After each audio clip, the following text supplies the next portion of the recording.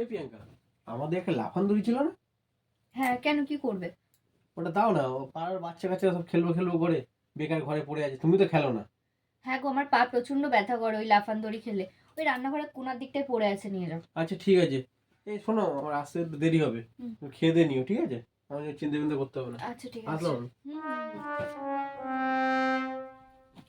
সেই যখন বাড়ি নেই, পাশে বাড়ি বৌদির সাথে অনেকদিন কথা হয় না, একটু ফোন করে কথাই বলে নি।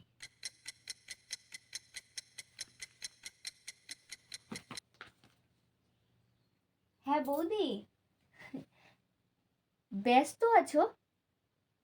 কেন?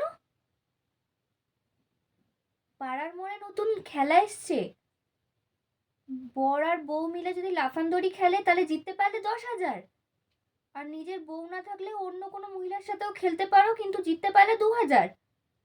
ও, কি আর করব, ও তো এইমাত্র বেরিয়ে গেল। তুমি আর দাদা খেলো, তুমি আর দাদা খেলে নিশ্চয়ই জিততে পারবে 10,000। কি? দাদা বাড়ি নেই আর আমার বর তোমার সামনে দাঁড়িয়ে আছে তোমার সাথে লাফান দড়ি খেলবে বলে?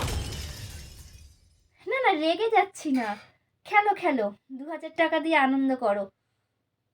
হ্যাঁ হ্যাঁ হ্যাঁ, না না, তোমরাই 2,000 টাকা জিতবে। ঠিক আছে ঠিক আছে,